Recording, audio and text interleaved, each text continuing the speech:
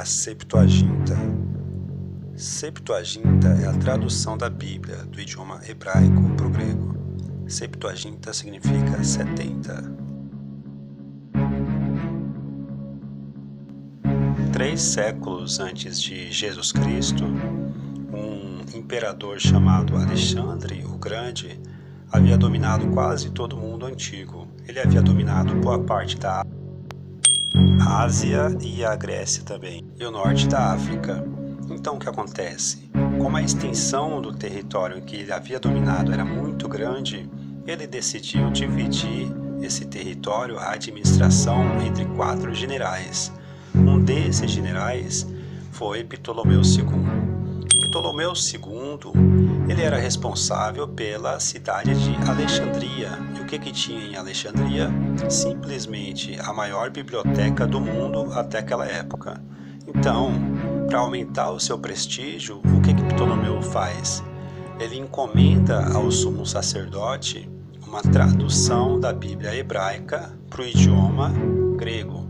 Quando isso acontece, o sumo sacerdote, ele chama 6 eruditos, os principais eruditos de cada tribo, os mais inteligentes, versados na língua hebraica, e esses eruditos, 6 de cada tribo, somam 72, por isso Septuaginta, que vem de 70.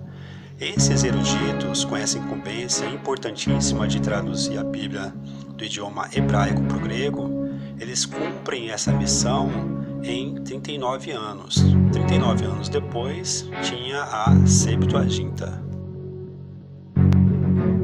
Um fato importante a se destacar é que a Bíblia Septuaginta possuía apócrifos.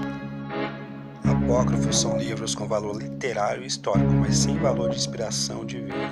Alguns apócrifos se encontram na Bíblia católica.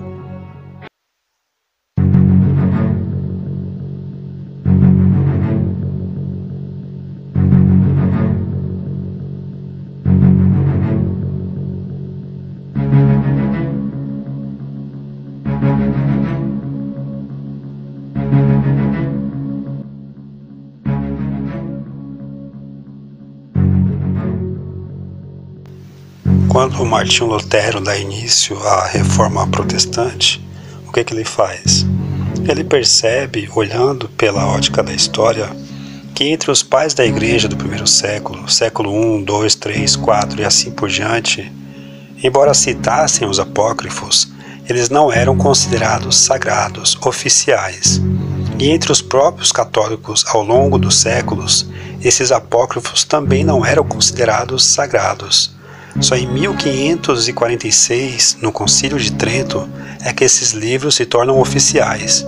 Mas veja que a linha do tempo ocorre pelo menos 1700 anos sem que esses livros sejam considerados sagrados.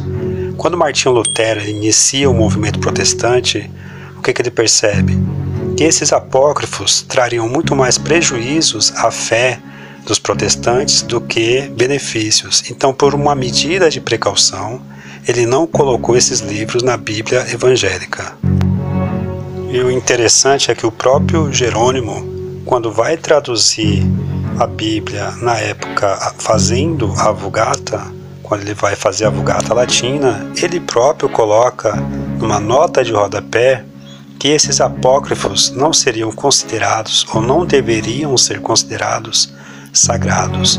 Então, por esses e outros motivos, que os evangélicos preferiram, já na época da Reforma, não colocar esses livros apócrifos.